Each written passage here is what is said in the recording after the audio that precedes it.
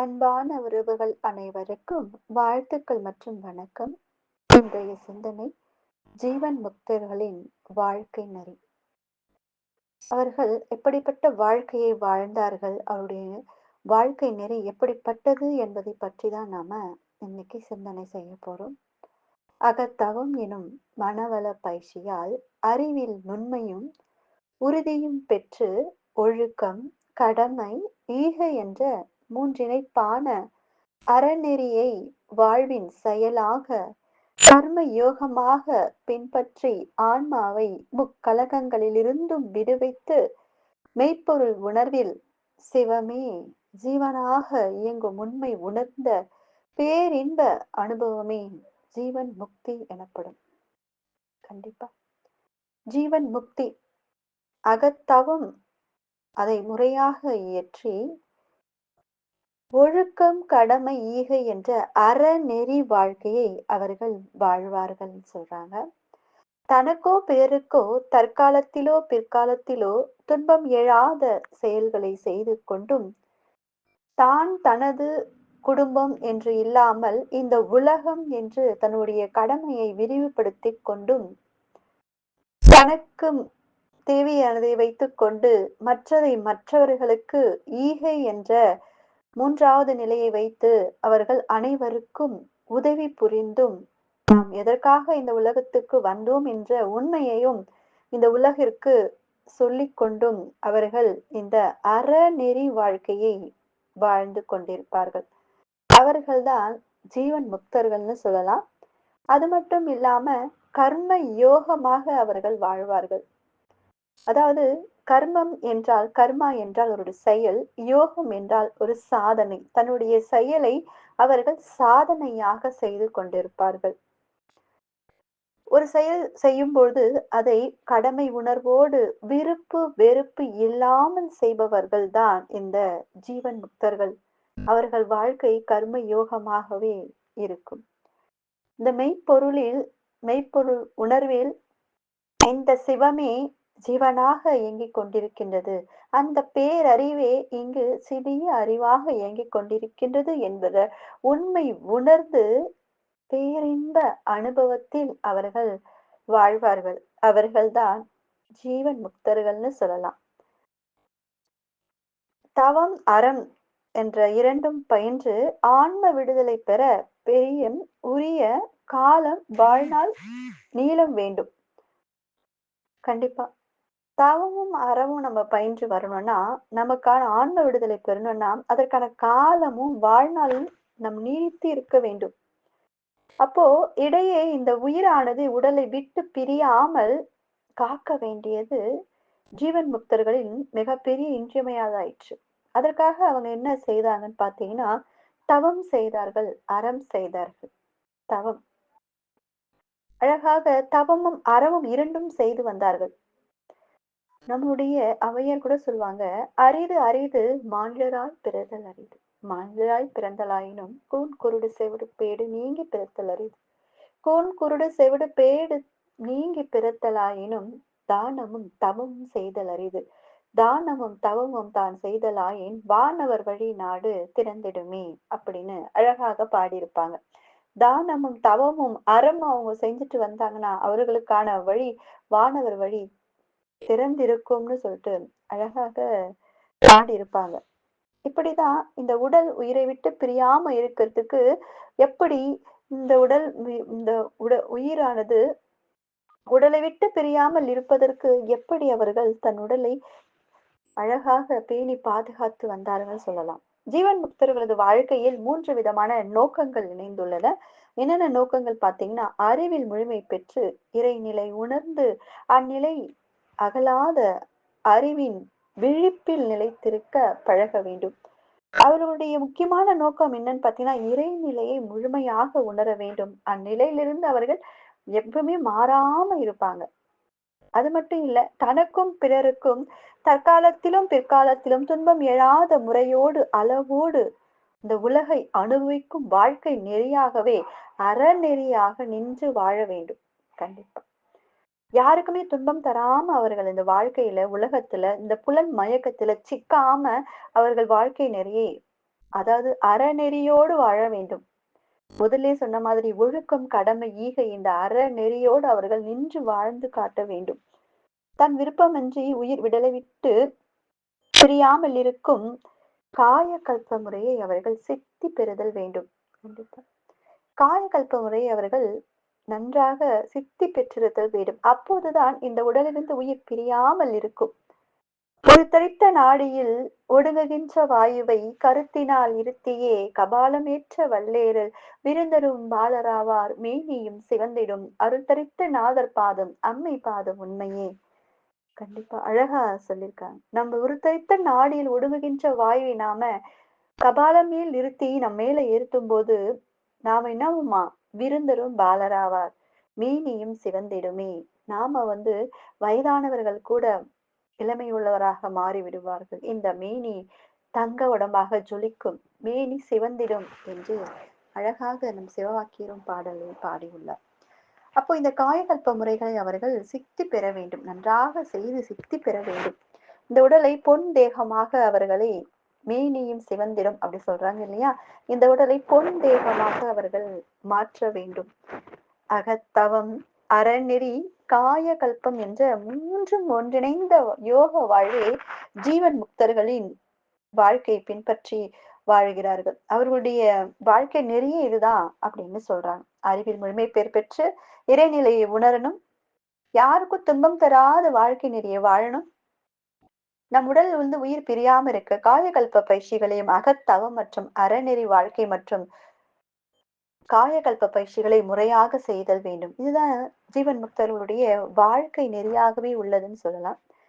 இந்த அகத்தவத்தின் பெருமை கண்டு அவர்கள் நாம முதல்ல இந்த அகத்தவத்தின் பெருமை கண்டு அதனுடைய பெருமை உணர்ந்துடணும். அகத்தவமோ உயிரினிலே அறிவை ஒடுங்கும் பயிற்சி. அகத்தவத்தால் மேலும் உயிர் அம்மையமாகி மெய்ப்பொருளாம் அகத்தவத்தால் வீடு உணர்ந்து அமைதி பெற்று இன்பமுறலாம். அகத்தவம் ஏற்ற வெற்ற நாமே அதுவாக இருக்கிறோம், மெய்ப்பொருளாக இருக்கிறோம் என்பதை உணரும் போது வீடு பேறு மற்றும் அமைதி நமக்கு கிட்டும்னு சொல்றாங்க. அகத்தவத்தால் ஐம்புலன்களை அடக்கி அறிவறிந்திடலாம். நம்முடைய ஐம்புலன்கள், அதாவது நம்முடைய கண், காது, நம்மளுடைய தோல், தொடு உணர்வு, நாக்கு, இது 5 புலன்கள் இருக்கு பார்த்தீங்களா? இது எல்லாமே அடக்கி நம் அறிவை அறிந்திடலாம் அப்படின்னு சொல்றாங்க. அகத்தவத்தால் அருகுண ஆளுமை பெற்றிடலாம். இந்த பேராசை, சினம், கடும் பற்று, முறையற்ற பால் கவர்ச்சி, உயர்வு தாழ்வு, மனப்பான்மை, வஞ்சம் என்ற 6 குணங்களையும் நாம் வேற அறுத்திடலாம்னு சொல்றாங்க. அந்த குணங்கள் இல்லாம நாம அதை நிறை மனமாகவும் ஒழுக்கமாகவும் நாம் கற்பு நெறியாகவும் அனைவரையும் சகிப்புத்தன்மை, அனைவரையும் சமமாக எண்ணக்கூடிய எல்லா விஷயத்தையும் நாம அதுல தெரிஞ்சுக்கலாம். கடும் பற்று ஈகையாக மாற்றிக்கொள்ளலாம். வஞ்சத்தை மன்னிப்பு என்ற ஒரு குணத்தை நாம் ஏற்படுத்திக் கொள்ளலாம். அகத்தவத்தால் இல்லறத்தை அன்பாக ஆற்றிடலாம். அகத்தவத்தால் அனைத்துயிர்களின் நட்பையும் நாம் பெற்றிடலாம். அகம்தவம் ஆற்ற ஆற்ற எல்லா உயிர்களையும் நாம் நட்பாக பெற்றிடலாம்னு சொல்றாங்க. அகத்தவம் தீவினைகளை அகற்றும், அருள் நெறியை இயல்பாக்கும். அகத்தவமே இறை வழிபாட்டினையிலும் இறை வழிபாடு நம்ம எவ்வளவு செய்யறோமோ அதை அனைத்திலும் சிறந்த முறை அகத்தவம் ஒன்றே. அகத்தவமே உயிர் வழிபாட்டினை விளங்கும் ஒரு ஒளியாகும்னு சொல்றாங்க. அகத்தவமே மதங்களுக்கெல்லாம் அடைய விரும்பும் ஒரே ஒரு முடிவு அகத்தவம். இப்ப ஜீவன் பக்தர்கள் இந்த அகத்தவத்தை ஆற்றி ஆற்றி வருவார்கள். அறநெறி வாழ்க்கையை வாழ்ந்து தம் உடலிலிருந்து உயிர் பிரியாதவாறு காயகல்ப பயிற்சிகளை முறையாக செய்து பழகுவார்கள். தமிழ்நாட்டில் இந்த முறையில் வாழ்ந்து அறிவிலே முழுமை பெற்றவர்கள் சித்தர்கள் என மதிக்கப் பெற்றனர். உடலிலிருந்து உயிர் பிரியாமல் மன இயக்கத்தை மாத்திரம் நிறுத்திக் கொண்டு நிறைவு பெற்றவர்கள் பலர். அவர்கள்தான் இந்த 18 சித்தர்கள், புகழ் பெற்றவர்கள், நாயன்மார்கள் நம்ம சொல்லுவோம் இல்லையா. ஒவ்வொரு சித்தர்களும் எப்படி பட்டினத்தார், இவங்கெல்லாம் பார்த்தீங்கன்னா எப்படி நம்ம நம்மளுடைய நம்மளுடைய உயிர் பிரியாமல் இருப்பதற்கு தன்னுடைய இயக்கத்தை மட்டும், மன இயக்கத்தை மட்டும் நிறுத்திக் கொண்டு அவர்கள் அமைதியாக முக்தி அடைந்திடுவார்கள். உயிர் பிரியாத உடல் பெற்று ஜீவ சமாதி அடைந்தவர்களுக்கு ஒரு அடையாளம் உண்டு. அந்த உடல் எத்தனை ஆண்டுகள் வைத்துக் கொண்டிருந்தாலும் அது கெடாது. கண்டிப்பாங்க. அந்த உடல் கெடவே கெடாது. ஏன்னா, உயிர் அவர்கள் நம் புருவ மத்தியில் நிறுத்தி விடுவார்கள். மன இயக்கத்தை மட்டும் நிறுத்தி விடுவாங்க. உயிர் அந்த உடலை விட்டு பிரியவே பிரியாது. அப்ப இந்த உடல் உயிரை விட்டு பிரிந்தா அதுக்கு அழிவு இருக்கா? அது அழிஞ்சு போகுமா? கண்டிப்பா அழியவே அழியாது. அத்தையவர்களை உடலை அவர் சமாதி எய்திய பிறகு மண்ணில் புதைத்து, அதன் மேல் ஏதேனும் சிலை வைத்து அதனை வழிபடுவதுதான் வழக்கம். கண்டிப்பா. அந்த மாரி ஜீவ சமாதி அடைஞ்சுட்டாங்கன்னா, அவங்கள வந்து ஜீவ சமாதி வச்சுட்டு, அதுக்கு மேல ஒரு சிவலிங்கத்த வச்சு வழிபட்டுட்டே இருப்பாங்க. இதுதான் ஜீவன் முக்தர்களின் வாழ்க்கை நெறியாகவே உள்ளது. ஆனா, நாம நாம வந்து ஜீவன் முக்தர்கள் வாழ்க்கை நெறி அதுவாக இருந்தாலும், நாமளும் அந்த ஜீவன் முக்த அதுக்காகத்தான் நம்ம இங்க போராடிட்டு இருக்கோம். இறைவனை நோக்கிய பயணத்தில் தான் நாம இருக்கிறோம். இப்ப நாம எவ்வளவு ஒரு தீய குணங்கள் இருந்தாலும், இருட்டில் மின்னலை காண்பது போல தன்னுடைய ஆன்மாவின் உண்மை வடிவை கண்டறிய எல்லா ஆன்மாக்கும் ஆசை இருக்கத்தானே செய்யும். நானும் ஜீவன் முக்தர் ஆவணும் அப்படின்னு சொல்லிட்டு எல்லாருக்குமே தான் அந்த ஆசை இருக்கும். ஆனா, நமக்குள்ள இருக்கிற அந்த போர்வை விலகினால் மட்டுமே நமக்கு அது தெரிய வரும். நாம தான் அந்த பிரம்மம், நாம தான் அந்த இறைநிலை என்ற விளக்கம் நமக்கு கிடைக்கும். களிமண்ணுக்கும் குடத்துக்கும் உள்ள வேற்றுமை பெயரிலும் வடிவிலுமே இருக்குமே தவிர, அந்த குடத்தை நாம அந்த பெயரை அந்த வடிவத்தை நீக்கிட்டு அதுக்கப்புறம் அது என்ன சொல்லுவாங்க? களிமண்ணு தானே சொல்லுவாங்க. அப்ப நாம இறைநிலையிலிருந்து தான் வந்திருக்கோம். அப்போ நாமளும் அந்த இறைநிலை தானே. இந்த ஜீவனும் பிரம்மனும் ஒன்றே என்ற ஞானம் நமக்கு வரும்போது தான் முக்தி என்பது நமக்கு கிடைக்கிறது. அப்ப இந்த ஆன்மா உடலில் கட்டுப்பட்டுள்ளதாக நமக்கு தோன்றும். ஆனால், நம்முடைய ஆன்மா இந்த உடலில் கட்டுப்பட்டது கிடையாது. அது ஒரு விழிப்புடனே தான் இருக்கிறதுன்னு நம்ம சொல்லலாம். சூரியன் உண்மையில் உதிப்பதில்லை. அதே மாரி அஸ்தமிப்பதும் இல்லை. அது மறைவதும் இல்லை, உதிப்பதும் இல்லை. அது வெறும் தோற்றமே. அவ்வாறே நம்மளுடைய ஆன்மா என்றுமே அழிவதும் இல்லை. நம் ஆன்மா என்றுமே இறப்பதும் இல்லை, பிறப்பதும் இல்லை. இந்த உடல் தான் அழியுமே தவிர, அந்த உயிரானது, ஆன்மாவானது என்றுமே அழிவது இல்லைன்னு நாம சொல்லிக்கலாம். முக்தி என்பது இறந்த பின் ஏதோ மேலுலகத்துக்கு சென்று அடைவது என்று இங்கு பலர் நாம் நினைத்துக் கொண்டிருக்கின்றோம். ஆனால் ஜீவன் முக்தர்கள் வாழ்க்கை நெறி எப்படி வகுத்து வாழ்ந்து கொண்டிருக்கிறார்கள் என்பது இங்கு தெரிந்து கொண்டிருக்கிறோம். எப்பொழுதும் முக்தனாய் இருந்தவனே தான் முக்தன் என்பதை கண்டு அனுபவிக்கிறான் என உபநிஷம் கூறுகிறது. இங்கே தான் ஒருவன் தன்னுடைய உண்மையை அறிந்தால் அவன் அழியாமல் இருக்கிறான். அங்கனம் அறியாவிட்டால் அவனுக்கு பெரும் அழிவு ஏற்படுகிறது. ஆன்மாவை அறிந்தவனே ஜீவன் முக்தன்னு சொல்லலாம்.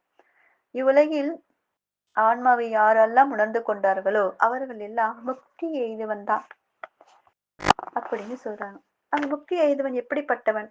அவன் என்ன செயல் புரிவான் அப்படின்னு நம்ம பார்த்து கேட்டோம்னா, நோயிலிருந்து விடுபட்டவன் நோய்வாய்ப்பட்டவன் ஒரு நோயிலிருந்து விடுபட்டவன் போல இருப்பான். குருடனாய் இருந்தால் அவன் ஒரு பார்வையை பெற்றால் எப்படி இருக்கும் அதன் மாதிரி. உறங்கிக் கொண்டிருப்பவன் விழித்துக் கொண்டால் எப்படி இருக்குமோ அதன் போலதான் இந்த ஆன்மா முக்தி அந்த ஜீவனானது முக்தி நிலை எய்துவதற்கும் உண்டு. அவனுடைய உலகம் என்னன்னு பார்த்தீங்கன்னா, அந்த ஜீவன் முக்தர்களுடைய உலகம் அன்பு மயமானது. அது ஒரு புது உலகம். அவனுடைய வாழ்க்கையிலும் நடத்தையிலும் அவன் பிரம்மம் என்பதையும், உலகம் முழுவதும் என்னுடைய குடும்பம் தான், அவங்க அனைவரும் என்னுடைய சந்தங்கள் தான் என்று அவன் நினைப்பான். அவன் கண்மூடி தியானத்தில் இருந்தாலும் சரி, கண் திறந்து உலகை பார்த்து கொண்டிருந்தாலும் சரி, அவனுடைய அறிவு மங்காமல் இருக்கும். அவன் எப்பவுமே ஆனந்தம் குறையாமல் இருக்கும். மற்றவர்களைப் போல அவனுக்கு பசி, தாகம் எல்லாம் ஏற்பட்டாலும், அவன் ஆன்ம நிலையிலிருந்து என்றுமே நழுவதில்லை. அவனுக்கு கவலை ஏதும் இல்லை. அவன் ஏற்கனவே சென்ற விஷயங்களைப் பற்றியோ, அவன் இனி வருபவனைப் பற்றியோ, இல்லை தற்போதைய நிகழ்ச்சிகளை பற்றியோ அவனுக்கு எந்த சம்பந்தமும் இல்லை. உடை மாற்றுவது போல உடல் மாற்றமாகிய இந்த சாவைக் கண்டு அவன் என்றுமே பயப்படுவதும் இல்லை. பயமின்மைதான் அவனுடைய சொரூபம்னு சொல்லலாம். அவனே பிரம்மம், அவனே பிரம்மம், அவனே இறைவன், அவனே அவனே அறிவு, அவனே அந்த சிற்றறிவு, அந்த பேரறிவிலிருந்து அவனே துண்டுபட்டு வந்திருக்கிறான் என்ற உண்மை புரிந்தவுடன் அவனே சிவம், அவனேதான் அவனேயாக இருக்கிறான் என்பதை அவன் உணர்ந்து கொள்கிறான். எனவே அவனுக்கு நன்மையை தவிர தீமை எதுவும் வரவே வராது. அவன் செயல்கள் அனைத்தும் அறநெறியாகவே இருக்கும். அவன் எப்பொழுதும் அறநெறி வாழ்க்கையை வாழ்ந்து கொண்டு இந்த உலகத்தில் அவன் ஜீவன் முக்தனாகவே அவன் வாழ்வான். ஏதோ இறந்த பிறகு தான் நம்ம ஜீவன் முக்தன் ஆவோம்ன்னு கிடையாது. வாழும் காலத்திலே நாம் ஜீவன் முக்தர்களாக மாற முடியும். நான் அதுவாகவே இருக்கிறேன். நான் இறைநிலையாகவே இருக்கிறேன். மெய்ப்பொருளாகவே இருக்கிறேன். அந்த பரபிரம்மமே நான் தான் என்பதை அவன் உணரும்போது அவன் முக்தி அடைகின்றது. அப்பொழுது அவனுக்கு எந்த நிகழ்ச்சி பற்றியும் அவனுக்கு கவலை இல்லை. அவன் சாவைக் கண்டு பயப்படுவதும் இல்லை. சிந்தனை செய்யுங்கள். வாழ்க வளமுடன்.